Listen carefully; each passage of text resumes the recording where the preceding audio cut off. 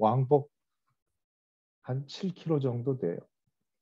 거기를 이제 다닐 때 아직도 기억이 나는 것이 거의 저도 일정한 시간에 산책을 하기 때문에 오가며 만나는 분들이 대개 같은 분들을 만나게 돼요. 그 중에 한 분 지금도 기억나는 분이 있는데 그분은 산책하는 내내 찬송을 부르면서 산책을 하세요. 근데 그분 한 1, 2년 정도 계속 같은 데서 부딪혔는데요. 같은 찬송이에요. 그 찬송이 나 이제 주님의 새 생명 얻은 몸이라는 찬송을 얼마나 큰 소리로 찬송을 부르는지 벌써 그분이 나타나기 한 2, 300m쯤 앞에서부터 그 찬송이 제게 들려요. 그런데 매일 같은 찬양을 드려요. 나 이제 주님의 새 생명 얻은 그런 찬송을 불렀는데 그 찬송 가사에 이런 가사가 있습니다. 주 안에 감추인 새 생명 얻으니 이전에 좋던 것 이제는 값없다라는 가사가 있어요. 이전에 좋던 것 이제는 값없다. 다른 사람들의 시선이나 다른 사람들의 자기를 보는 모습에는 아랑곳하지 않고 그렇게 찬송을 크게 매번 같은 찬송을 부르는 걸 보면 그분이 무언가 하나님의 은혜를 강하게 경험하고 하나님께로 돌아왔다는 것을 제가 느낄 수 있었어요. 그 중에 이분이 어떤 가사에 그렇게 하나님의 은혜를 깊이 체험했을까라는 생각을 해보고 저의 나름대로 얻은 결론이 이전에 좋던 것 이제는 값없다라는 부분이 아닐까 생각을 해봤습니다. 오늘 읽은 말씀에서도 보면 하나님 안에서 새롭게 된 사람들은 옛사람을 버리고 새 사람을 입는다라는 것이 오늘 읽은 말씀에 나오는 가장 중요한 거죠. 그리고 처음 말씀에 보니까 허망한 것들을 벗어버리고 라고 생각을 했어요. 아까 소개해드렸던 찬송을 부르던 그분과 비슷한 것 같아요. 이전에 좋던 것이 이제는 값이 없다. 가끔 천국에 대해서 이야기할 때 저희들은 이렇게 얘기를 합니다. 천국은 길이 황금길이라고 그러잖아요. 그래서 세상에서 좋던 황금을 천국에서는 밟고 다니는구나. 그렇게 생각을 했는데 또 한편으로 생각을 하면 이전에 좋던 것 이제는 값없다라는 말씀하고 일맥상통하는 것 같아요. 천국에서는 뭐 진주문이 있고 황금길이 있고 하지만은 화려하고 좋은 것은 분명해요. 그렇지만 더 이상 천국 백성들에게는 진주나 보석이나 황금이 아무런 의미가 없다는 거죠. 사람은 그런 것에 초점을 맞추죠. 보면 이 사람이 어떻게 잘생겼는가, 이 사람이 얼마나 몸이 잘 균형되게 생겼나, 용모나 신장을 보지만 우리 잘 아는 것처럼 하나님은 중심을 보신다고 했잖아요. 중심을 보시는 하나님, 사람의 특징은 뭔가 하면 허망한 것들에 더 이상 마음을 쏟지 않는다라는 겁니다. 4장의 처음 시작이 부르심에 합당하게 살라라고 에베소서 4장이 시작이 되거든요. 그러니까 부르심에 합당하게 사는 사람의 삶의 특징은 허망한 것에 마음을 두지 않는다. 다시 말해서 이제는 가치 기준이 이전에 좋던 것이 지금은 값없는 가치 기준에 있다라는 거죠. 늘 우리는 속 사람을 새롭게 하기를 하나님이 원하고 계시죠. 에베소서는 몇 번 말씀을 드렸지만 사도 바울이 감옥에 갇혔을 때 에베소에 있는 교인들에게 쓴 편지가 에베소서죠. 그런데 감옥에 갇힌 사도 바울의 그 편지 내용을 보면 많은 곳에 하나님을 찬양하고 그리고 하나님 앞에 감사를 드리고 또 주님 안에서 여러분 우리 기뻐하십시다라는 표현을 많이 써요. 그것은 에베소서, 빌립보서, 골로새서, 빌레몬서 똑같은 내용으로 한결같이 감옥에 있을 때 감사와 기쁨과 찬송을 사람들에게 전합니다. 어떻게 이럴 수가 있을까? 가치의 기준이 달라진 거예요. 허망한데 아직도 마음이 빼앗겨 있더라면 감옥에서 여러분 어떻게 해서든지 저를 여기에서 나올 수 있도록 기도해 주십시오라는 기도를 많이 했을지도 몰라요. 감옥에 있는 바울을 위해서 기도한다는 것이 잘못된 것은 아닌데 그 감옥에 있는 바울이 이렇게 고백할 수 있었던 것은 뭘까? 에베소 교회의 성도들에게 보낸 편지에 있는 것처럼 이제는 옛사람을 버리고 새 사람이 되었으니까 더 이상 허망한 곳에 가치를 두지 마십시다라는 표현을 여기에서 하는 거죠. 오늘 말씀에 의하면 우리가 새롭게 된다라는 것은 무슨 의미일까? 간단하게 정의하면 허망한 것들을 버리는 것이죠.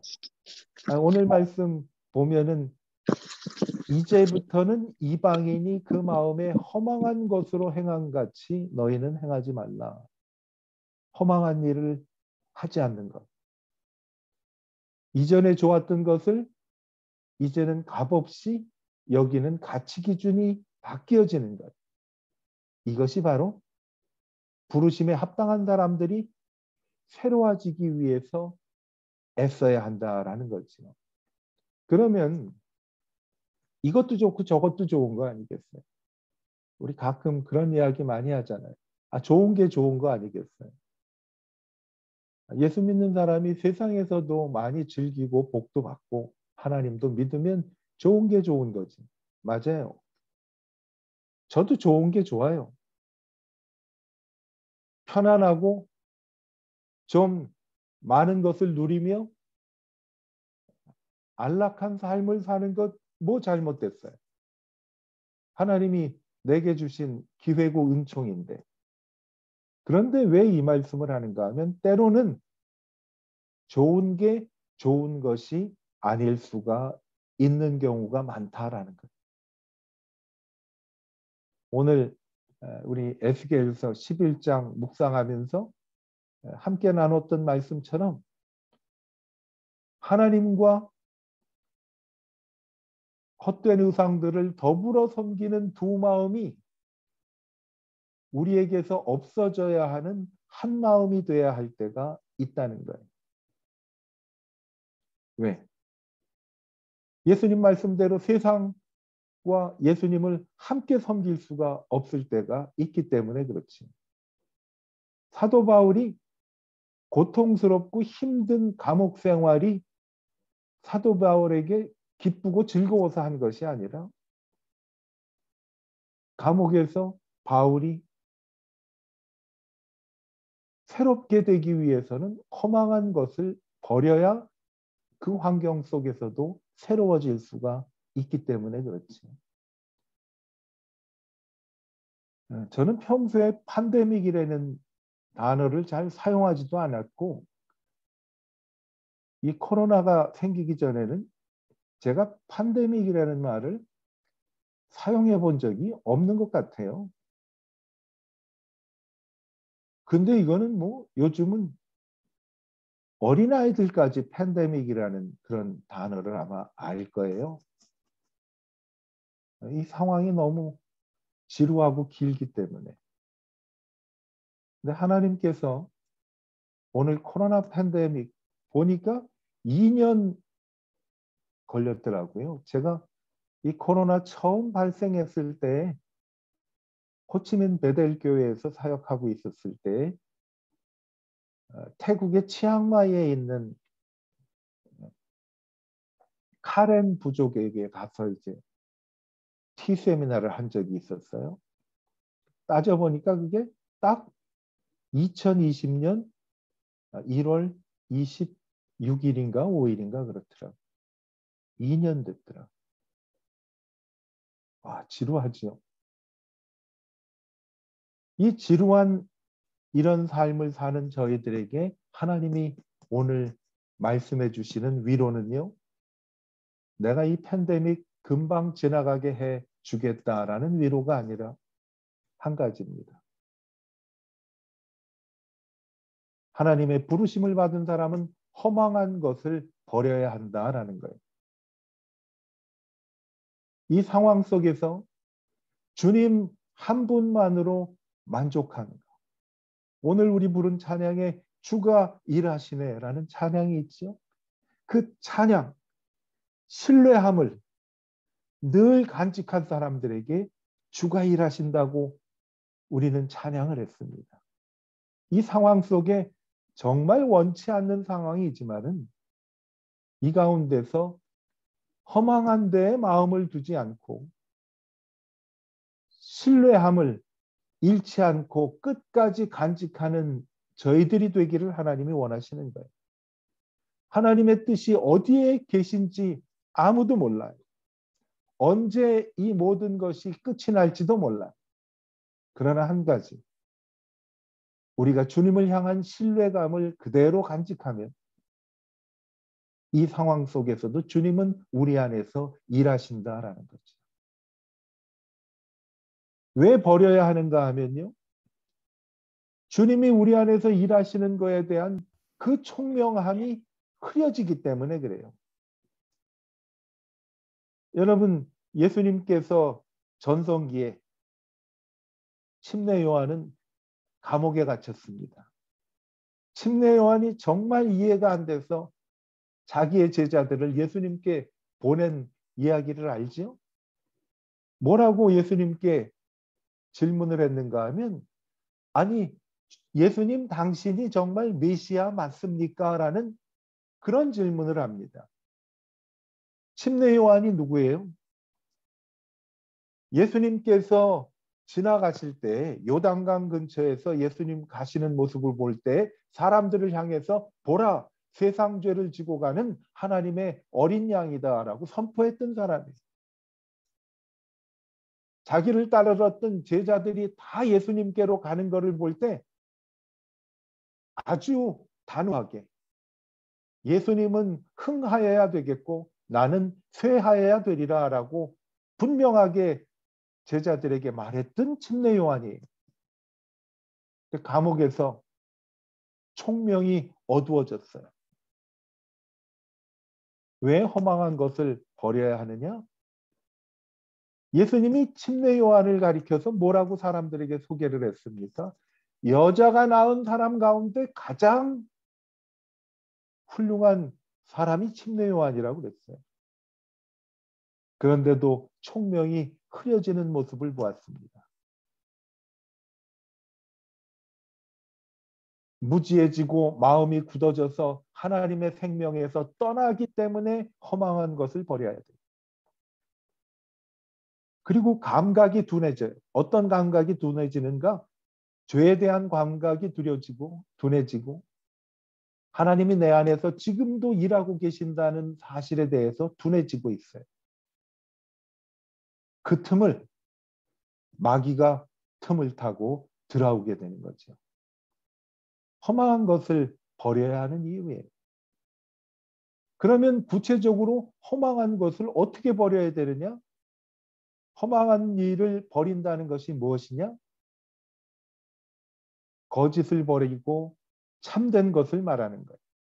이거는요, 우리가 같이 한 지체라는 사실을 늘 기억하고 우리 형제와 자매들과 이웃들을 격려하고 그들에게 덕이 되는 말을 하는 것이 허망한 것들을 버리는 거예요.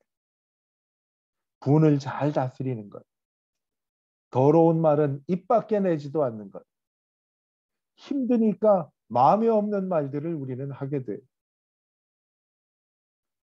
아무리 울컥하고 올라와도 꿀꺽하고 삼키는 게 부르심에 합당한 삶을 입은 사람들이. 여러분, 울컥해도 꿀꺽하고 넘어가는 일이 바로 허망한 것을 버리는 거예요. 왜? 서로 불쌍히 여기는 거예요. 저 사람 본심이 아니야. 너무 힘들어서 그래. 그리고 용서하기를 하나님이 그리스도 안에서 우리를 용서하심과 같이 하는 것. 이것이 허망한 일을 버리는 것입니다. 허망한 것들을 버리기 위해 오늘 말씀은 하나님께서 이렇게 말씀을 하십니다. 끊임없이 하나님께 배우라고 말씀을 해요. 여호와를 알자. 우리가 여호와를 힘써 알자라는 거예요. 하나님의 말씀을 통해 기도하며 믿는 사람들과의 교제를 통해 끊임없이 하나님께 배우는 것이 허망한 것들을 버리기 위해서 저희들이 해야 할 일입니다. 그리고 하나님 앞에 그렇게 기도하는 거예요. 찬송하는 거예요. 하나님, 나 이제 주님의 새 생명 얻은 몸이니까 이전에 좋던 것 이제는 값없습니다. 이 사실을 알게 하시고 허망한 것을 버리게 해 주십시오 하고 반복해서 주님에게 구하고 기도하는 거예요. 옛사람을 벗어버리고 우리의 심령이 날마다 새로워지는 거지. 자, 오늘은 우리가 부르심에 합당하기 위해서 어떻게 구체적으로 살까라는 말씀을 나눴는데 부르심에 합당하게 사는 사람은 허망한 것을 버리는 것이. 허망한 것을 버린다는 것은 이전에 좋은 것, 지금은 값없다는 사실을 깨우치면서 사는 거지. 여러분, 우리는 예수 그리스도가 우리의 주요, 우리의 하나님이라는 사실을 듣고 지식으로 머리에 각인하고 삽니다. 주님은 나의 그리스도시고 살아계신 하나님의 아들입니다. 그런데 믿음은 들음에서 나고 들음은 그리스도의 말씀에서 나는데 우리가 우리의 믿음을 입으로 시인하여 구원을 얻는다라고 말씀을 했죠. 머리에 들어가 있는 지식을 입으로 옮기는 것이 고백하는 것이 하나님의 자녀가 되는 거지. 이제 하나님께서는 입으로 고백한 하나님을 입에서 가슴으로 고백하고 가슴으로 품고 살라고 하는 것이 허망한 것을 버리라는 거예요. 어떤 분이 간증하면서 이런 말씀을 하더라고요. 이스라엘 백성이 애굽에서 나와가지고 가나안까지 가는 길은 일주일 길 정도밖에 되지 않는데 40년이 걸려서 들어갔습니다. 저는 이스라엘 사람들보다 더 완악해요. 왜?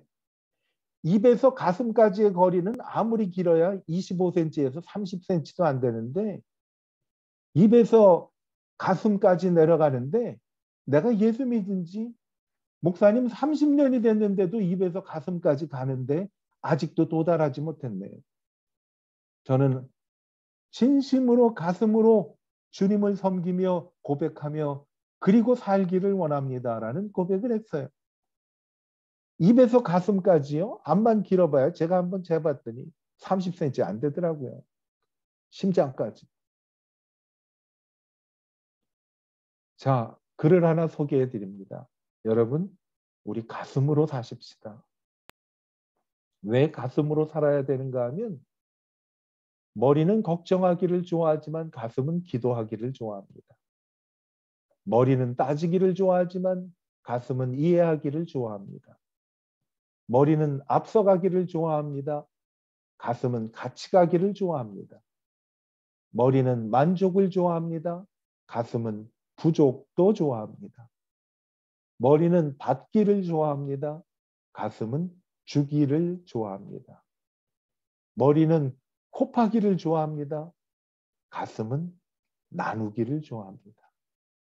우리 모두 부르심에 합당하게 허망한 것을 버리고 가슴으로 살아가는 주의 백성이 되기를 축복합니다. 기도하겠습니다. 좋으신 하나님 아버지, 이 어려운 시기를 하나님 말씀해 주신 대로 부르심에 합당하게 허망한 것을 버리고 하나님을 온전히 신뢰하며 가슴으로 살아가기를 원하는 우리 모두에게 하나님의 은총으로 사랑으로 가득 채워 주셔서 가슴으로 살아가는 축복된 성도가 되게 하여 주시기를 예수님의 이름으로 축복하며 기도하였습니다. 아멘.